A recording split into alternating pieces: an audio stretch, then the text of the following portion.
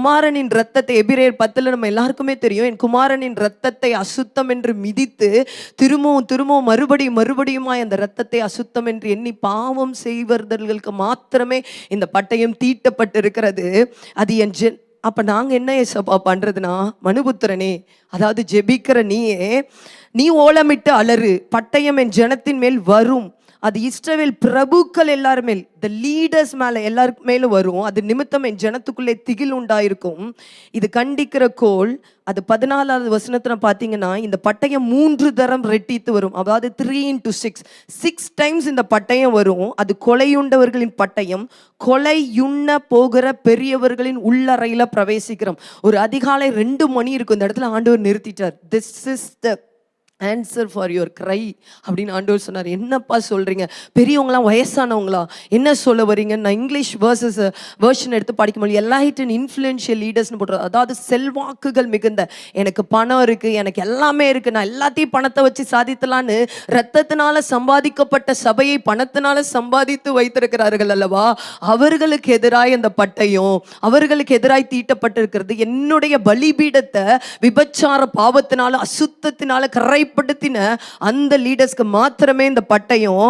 அது எப்படின்னா, அவர்களுடைய இருதயம் கரைந்து இடையூறுகள் திரளாகும். அது மின்னும்படி பதமிடப்பட்டது, வெட்டும்படி தீட்டி வைக்கப்பட்டுருச்சு. It is ready. வெட்டுறது மட்டும்தான் பாக்கின்னு ஆண்டவர் சொல்றாருங்க. அப்போ நாங்கள் குழுவாய் ஜெபிக்க ஆரம்பித்தோம். ஆண்டவரே நிறுத்துங்கப்பா, அப்பா இது தீட்டப்பட்டுருச்சுன்னா அது அவர் உரையிலிருந்து எடுக்கப்பட்டு தீட்டப்பட்டிருக்கு, கொடுக்கப்பட்டாச்சு, அது தீட்டப்பட்டிருக்குது.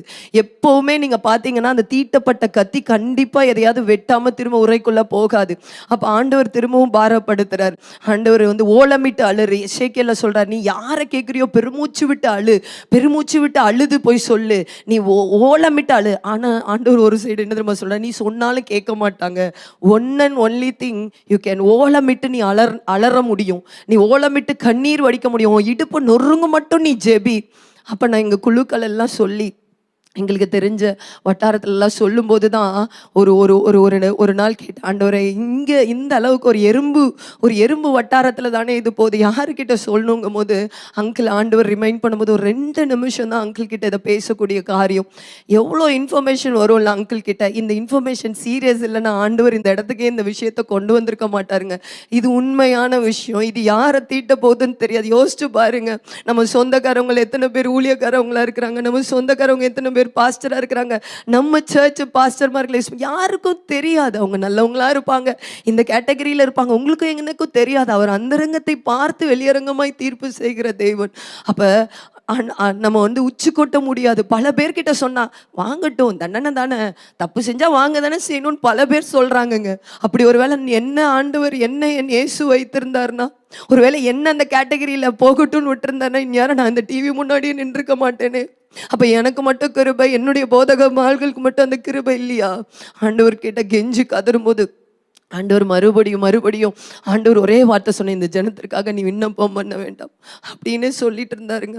ஆண்டவர்கிட்ட கிட்ட கிருபை வாங்கி ஒவ்வொரு நாளும் இதற்காக 40 நாட்களுக்கு மேலே இரவும் பகலும் இதற்காக ஜெபித்து கொண்டு இருக்கிறோம். இன்னைக்கு இந்த இடத்துல எதற்காக சொல்றோம், எத்தனை பேர் கேட்குறீங்கன்னு எனக்கு தெரியாது. ஆனால் ஒன்று நிச்சயம், உங்களை ஆண்டவர் உங்க கண்ணீர், நான் ஒரு காரியத்தை சொல்லி ஜெபிக்க போறோம். இந்த காரியத்தை சொல்லிட்டு நான் அங்கிள் கிட்ட 2 நிமிஷம் பேச முடிஞ்சு. அப்படியே நான் மவுண்ட் ரோட்ல அழுதுகிட்டே வந்தேன் என் பைக்ல. எனக்கு கண்ணில் ஃபுல்லாக தண்ணி. எரேமியா 18 அன்னைக்கு காலைல வாசித்தேன். ஆண்டவர் சொன்னார், என்ன எரேமியா போல நீ அழுகிறியான்னு கேட்டார். ஏன்னா எரேமியாவே ஒரு டைம், எரேமியா மாதிரி யாராவது ஜெபிக்க முடியுமா? எரேமியா ஒரு டைம்ல ஃப்ரஸ்ட்ரேட் ஆகி போங்கப்பா, போனா சிறைப்பட்டு போனா போயிட்டு போகுது அப்படின்ற அளவு ஜெபிக்கிறியான்னு ஆண்டவர் கேட்டார். நான் அதுக்கு அல்லலப்பா, 2 நிமிஷம் பேசின விஷயம் எப்படி இத்தனை பேருக்கு போக போகுது எனக்கு தெரியல அப்படிங்கும்போது ஆண்டவர் சொன்னா, நீ ஜெபிக்கல, இது நீ ஜெபிக்கவே இல்லை. நான் என் பிதாவுக்கிட்ட, இயேசு சொல்றாரு, நான் என் பிதா கிட்ட பரிந்து பேசிட்டு இருக்கிறேன், அதுக்கு ஒரு மனிதனை தேடுகிறேன். என் கையில இருக்கிற துருத்தி நிரம்பிச்சுன்னா நான் இன்னும் 1 வருஷம் பொறுத்துக்கோங்க, இன்னும் இந்த தோட்டக்காரனுக்கு 1 வருஷம் பொறுத்துக்கோங்கன்னு நான் என் பிதா கிட்ட கெஞ்சி பேசிட்டு இருக்கேன். நீ ஜெபிக்கல Elizabeth, do not take your credit in this prayer அப்படின்னு ஆண்டவர் சொன்னாருங்க. அப்ப இயேசு பிதா கிட்ட பரிந்து பேசிட்டு இருக்கிறாரு. அப்ப அந்த துருத்தியில தண்ணி நிரம்பணுங்க. இப்ப உத்த ஜெபம்லாம் தேவை கிடையாது. ஒன்லி இன்டர்சிட். நீங்க அழுது உண்மையாவே நீங்க இதை ஜெபிக்கும் போது ஏன் சொந்தக்காரங்க லீடர், ஸ்தாபன தலைவர்கள், நீங்க பார்க்கிற எத்தனை தலைவர்களா இருக்கலாம், அதுவுமே வெளியில பார்த்து முடிவு பண்ண முடியாது. அவர்ல பார்த்து சொல்றாரு பட்டயம்னு. அங்கிள் சொன்ன மாதிரி இது எத்தனையோ வருஷமா ஆண்டவர் சொல்லி சொல்லி சொல்லி பார்த்து வசனம் சொல்லுது, நான் பொறுத்து இளைத்து போனேன். ஒரு தெய்வத்தின் வாயிலிருந்து வருகிற வார்த்தைங்க. நான் பொறுத்து இளைத்து போனேன் அப்படின்னா என்ன தெரியுமா? அவர் சொல்லி சொல்லி சொல்லி டயர்டான ஒரு விஷயம். கை மீறி குமாரனின் கோல். பிதாக்கு கோவம் வராதா? அவருடைய குமாரனின் ரத்தத்தை எத்தனை நாளா மிதித்துட்டு இருக்கவங்க மேலே என் பிதாக்கு கோவம் வராதா? அப்ப குமாரனின் கோலின் மூலமாக வருகிற இது கொலையுண போகிற பட்டயம். இப்ப நம்ம பாட்டுக்கு ஜெபிக்காம விட்டுட்டு நாளைக்கு செத்த பிறகு ஸ்டேட்டஸ்ல வச்சு உச்சி கொட்டுறதுக்காக நம்ம ஜெபிக்கிற ஆவியை கொடுத்துருக்கிறாரு. இன்னைக்கு நம்ம ஜெபிக்கணும். இன்னைக்கு இருதயத்துல பாரத்தை வாங்கணும். இன்னைக்கு அந்த உணர்வுக்குள்ள வரணும். நம்மளுக்குள்ள எனக்கு கிருபை கொடுத்தாரு, என்ன பாதுகாத்தாரு, எனக்கு கிருபை கொடுத்தாரு, சாக கடந்த என்ன தூக்கி கொண்டு அந்த கேட்டகரியில எல்லாம் உங்களை வச்சு நீங்க பார்க்கும்போது மாத்திரமே அந்த துருத்தி, என் இயேசுவின் கையில இருக்கிற துருத்தி, அது நிரம்பி வழிஞ்சா மாத்திரமே பிதா கிட்ட இருந்து கிருபை கிடைக்குங்க. இது பொய் சொல்லலை. இல்லை இங்கே ஏதோ ட்ராமா போட்டு இந்த மாயையான அழுக வேணான்ட்டார். எங்களுக்கு ஏசப்பா என்ன தெரியுமா சொன்னார்? குரூப் ப்ரேயர்லாம் நீங்கள் அதிகமாக பண்ணாதீங்க. ஏன்னா நம்ம நிறைய குரூப் ப்ரேயர் பண்ணும்போது மாயையான கண்ணீர் வடிக்கிறோம். ஆண்டவருக்கு உண்மையான கண்ணீர் தேவை. அந்தரங்கத்தை மூடிக்கொண்டு கிடைக்கிற நேரம் இரவும் பகலும் 2 மணி 3 மணி நைட்டு எந்திக்கிற நேரம்லாம் அழுது ஜெபிக்கிறவங்களுடைய கண்ணீர் மாத்திரமே ஆண்டவர் தெளிவாய் சொன்னார். அதனால தான் நாங்கள் இது அதிகமாக குரூப் ப்ரேயர்ஸே பண்ணுறதில்ல. எல்லாம் தனித்தனியாக ஜெபிக்கும் போது ஆண்டவர் பல தரிசனங்களை காட்டுகிறார். பாஸ்டர்மார்கள் விபச்சாரம் செய்துட்டு பலிபீடத்தில் நிக்கிற மாதிரி தரிசனங்கள் காண்பிக்கப்படுகிறது. அவ்வளவு அசுத்த காரியங்களை ஆண்டவர் படம் பிடித்து காட்டி கொண்டு இதுக்கு ஜெபி, இது மேல எனக்கு கோவம் வருது. இப்படி ஆண்டவர் உங்ககிட்டயும் பேசுவாருங்க. ஜெபிக்கிற எல்லார்கிட்டையும் அவர் பேசுவார். ஏன்னா அவர் கையில இருக்க துருத்தி நிரம்பணும். இப்ப யுத்தம் பண்றதுக்கு காலம் அல்ல.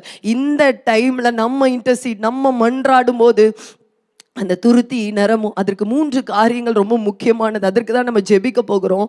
முதலாவது அந்த மன்றாட்டின் ஆவி வேணும். இப்போ நீங்கள் கேட்பீங்க, இப்போ நீங்கள் ஜெபிக்கலாம் வாங்கல, அழுதுட்டு போயிடுவீங்க 2 மணி நேரம். நாளைக்கு காலையில் 4 மணிக்கு 3 மணிக்கு எந்திக்கும் போது உங்கள் கண்ணில் இதே பாரத்தோடு தண்ணி வருமா? அப்போ ஒரே காரியத்தினால மட்டும்தான் தண்ணி வரும். உங்கள் அறையில் இயேசு அந்த துருத்தியை நிறுத்திட்டு ப்ளீஸ் உங்கள் கண்ணீர் எனக்கு வேணும்னு கேட்டால் மாத்திரமே உங்களுக்கு அழுக வருங்க. அப்போ அந்த எரேமியா அப்படிதான் அழுகுறாரு. எவ்வளோ அடிக்கிறாங்க, அவர் போய் சொல்லும் போது எவ்வளோ சாடுறாங்க, எவ்வளோ அவரை திட்டினாலும் அடுத்து அழுகுறாரு. Weeping property. அதனால அவரை சொல்றாங்க. அந்த கண்ணீர் எரேமியாவின் முதல் காரியம். நம்ம ஜெபிக்க போறது பார்த்தீங்கன்னா எரேமியாவின் கண்ணீர் வேணும். 2வது காரியம் நம்ம எல்லாரும் சேர்ந்து, இப்போ நீங்க எத்தனை லட்சங்கள் எத்தனை பேர் கேட்குறீங்கன்னு எனக்கு தெரியாது, ஆனால் நீங்க இப்போ அழுகும் போது அந்த துருத்தி, என் இயேசுவினுடைய கையில் இருக்க துருத்தி நிரம்பி இன்னைக்கு வழியணுங்க. அப்படி நிரம்பி வழியும் போது என் பிதாவின் இடத்துலேருந்து ஒரு கிருபை உண்டாகும். நம்ம இங்கே யாரையும் குற்றச்சாட்டுக்கு வரல, எதையும் அனாலிசிஸ் பண்ண வரல, எதையும் நம்ம லிஸ்ட் போடுறதுக்கு வரல. இப்போ தேவை கிருபைங்க. இப்போ நமக்கு தேவை எத்தனை பேர் தரிசனத்தோடு வந்திருப்பாங்க, எத்தனை பேர் அபிஷேகத்தோடு இந்த ஊழியத்துக்கு வந்திருப்பாங்க, எத்தனை பேர் விளக்கரையும் கொடுத்திருப்பாங்க. எல்லாவற்றையும் இழந்து போய் நிற்கிற அந்த தாவீதின் கூடாரத்தை மறுபடியும் அந்த கண்ணீரினால் அவரால் நிரப்ப முடியுங்க, எழுப்ப முடியுங்க. அது உங்கள் கரத்தில் இருக்கிறது, உங்கள் முழங்காலிலும் உங்கள் கண்ணீரில் இருக்க. முதல் காரியம் அதற்காக நம்ம ஜெபிக்க போகிறோம். 2வது காரியம் இன்டர்சீட் பண்ண போகிறோம். 3வது காரியம் பார்த்தீங்கன்னா இதெல்லாம் கேட்க விடாதபடி எல்லாருடைய காதுகளையும் செவிட்டு விரியன் பாம்பு ஒருத்தன் அடைச்சு வச்சிருக்கிறான்ல. இந்த உணர்வு, இந்த வார்த்தை கூட போனால் சில பேருக்கு உணர்வே வராது. அந்த உணர்வின் ஆவி அப்படியே அந்த திருடி வைத்திருக்கிற பொல்லாத சர்ப்பத்தினுடைய காரியத்தையும் அந்தி கிறிஸ்துவின் ஆவி கள்ள தீர்க்கதரிசி கட்டி ஜெபிக்க போகிறோம். அடுத்து ஒரு 15 நிமிஷங்கள் நம்ம இதற்காக மாத்திரம் இந்த 3 காரியங்களுக்காக நம்ம சிஸ்டர்ஸோடு சேர்ந்து நம்ம ஜெபிக்க போகிறோம்.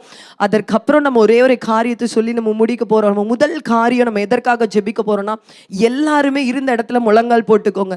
ஏன்னா இந்த பாரத்தை மட்டும் இப்ப நாங்க அதற்காக தான் ஜெபிச்சுட்டு வந்திருக்கோம். விசேஷமா யாருக்கு நாங்க இங்க இருந்து ஜெபிக்கிறோமோ, ஏசப்பா எரேமியாவின் பாரம் வரணும். அந்த கர்ப்ப வேதனைப்பட்டு என்னுடைய கண்ணீர் குளமானால், என் தலை தண்ணீரானால் நல்லா இருக்கும். மாயையான கண்ணீர் வேணாம்ப்பா, உண்மையான கண்ணீர். அந்தரங்கத்தை நான் பூட்டும் போது ஒரு 2 மணி நேரம் என் பாஸ்டருக்காகவும் என்னுடைய பட்டணத்தில் இருக்கிற என்னோட சிட்டிஸ் 200 சிட்டிஸ்ங்க நாங்க எடுத்து வச்சிருக்கோம் அந்த லிஸ்ட் ஜெபிக்கிறதுக்கு. அந்த 200 சிட்டிஸ்ல உள்ள, ஏன்னா குறிப்பா நம்ம ஜெபிக்கணும். இப்ப பிரச்சனை உட்கார்ந்துருக்கிறது அந்த 200 சிட்டி பிளஸ் மட்டும்தான். அப்ப அந்த 200 சிட்டிஸ்ல உள்ள பாஸ்டர்மார்கள், ப்ராபட்ஸ், பொய்யா சொல்லி நம்ப வச்சிருக்கிற ஜனங்கள், இவர்களுக்கு விரோதமாய் இருக்கிற அந்த தீங்கினை மறைவதற்கு எனக்கு அந்த எரேமியாவின் பாரத்தை தாங்கப்பா.